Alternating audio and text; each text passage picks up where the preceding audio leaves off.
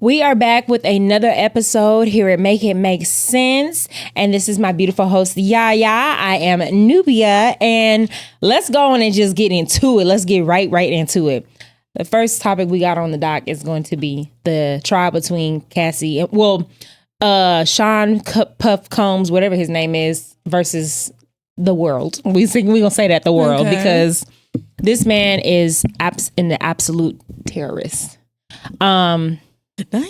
Yeah, so I just wanted to touch a little bit on the part where Cassie comes in and she makes her testimony. Mm-hmm. They literally, it's a lot of stuff. It's so much, it's so overwhelming. But one of their tactics was to have Cassie already sitting down before the jurors come in, because they don't want there to be any like sympathy like with her, because, you know, obviously she's pregnant. Mm-hmm. I've seen everything as far as like his family being there, the kids being there, which I don't agree with. I don't think his children should be there. I feel like this is entirely too much. But I also feel like there's a couple rappers, not even a couple, but a lot of rappers, a lot of people in the entertainment business. I feel like they should be on trial too with him as well. The baby oil. This man is addicted to people glistening. Like, I don't even want to, you know, the word that I have a word that I don't like to hear, which is moist. I do not like that word. Glistening is right up under the word moist, because this man and his infatuation with baby oil is absolutely disgusting. Mm-hmm. And I mean, have you heard anything about, you know, the questions that they've asked her, the stuff that she's given? I mean, the elevator incident. There's so much that we could really, truly touch on. I'm sorry, I'm like just talking and rambling, but there's just so much as far as all of the freak offs. And I think she said one of them went on for 48 hours. She's talking about how she has sores in her mouth, how she's having UTIs from all of the sex that's being had. I mean, a lot of people I know that y'all watched and seen and have heard, but what are your thoughts?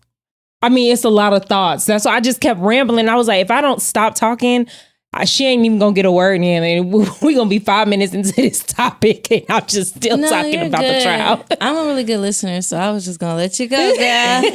But honestly, unpopular opinion, I feel like Cassie was just down for her man. She was in love with that man. She was willing to do whatever to satisfy him and keep up with his sexual desires. And I feel like when you have such a deep love for someone, sometimes you're blinded by your own morals are kind of like hidden in that sense. And like you just go throughout the motions, and, you know, you get like almost... what's the word when you're just like, you're just low-key like devoted to this person. Essentially you should be giving praise to God, but you're literally doing things in your whole entire life to satisfy this man. Exactly.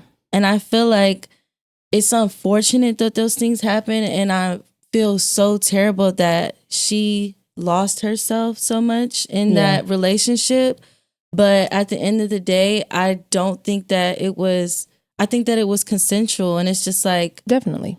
At this point, the trial is more so to let people know what this man is into and what he really is. But I feel like at the end of the day, we all have our skeletons in our closet. Of course. And it's just unfortunate that his is being broadcasted in front of everyone. Now, as far as like the physical assault, that's something that I don't agree with. Of course, I feel like no man should ever put their hands on a woman, especially as far as a fear and intimidation tactic to get them to do whatever you want them to do. Yeah. But again, and this is coming from a person that like I can say for sure, I know it's hard. When you love somebody, like sometimes that will literally blind you. But I feel like at a certain level, there are so many resources and like so many things that you have access to get yourself out of those situations, you know? But well, I think it's really like when you're young. When you're young, you're very naive. You're very naive. You're very impressionable. She's young, and she's like, okay, this man who has pretty much all Everything. the power in the world, you know, is placing it right here at my feet. Of course, I'm going to do any and everything to satisfy him and keep him. Right. But at some point, you are allowed to change your mind. Literally. You're allowed to say, I want something different. I don't want to be with this person. I don't want to be doing these things with this person. And he just took it to another level because he is obsessed with power. Yeah. He's obsessed with controlling people and using different scare tactics to control those people. Like, you know, I don't want to do this anymore. Okay, well, I'm about to leak your sex tapes. Right. And everything that I recorded, even though I said, yeah, I deleted them, but I didn't. Right. You know, so yes, it's unfortunate, but I think that stuff like this is needed because people with power, money, all of that, whatever it is, they feel like they're untouchable. Yeah. And I think that everybody needs to be humbled. I mean, you know, I hate having to humble black men because there's already so much against black men in the world, you know what I'm saying? But yeah, for Diddy, this is not okay.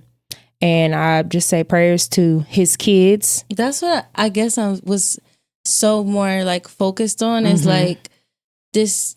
Yes, a lot of lives have been affected, but everybody whose lives has been affected by his actions should be in that courtroom and it should not be broadcasted. And when the outcome comes out, we know what happened. Okay, he was guilty or found not guilty. And then all of the things can come out. But until then, I think it's just, I don't know, about protecting his children. I feel like that's the most important thing. Like, the children definitely should be protected. And I don't think that they should be in the courtroom. Especially like, but even with Cassie, like I know this lady is about to have a baby. Yeah. Like this is not something that you want your future children to see. Like that's my main concern when it comes to this situation. That's why I was like, you know what? It happened. It's unfortunate, but how can we move on? You know, because I don't know. Yeah. I don't know too many details about this case also. Yeah. You know, I'm a paralegal. I do believe in innocent until proven guilty. And I've been in certain jobs and worked certain jobs where a lot of situations, the woman is consents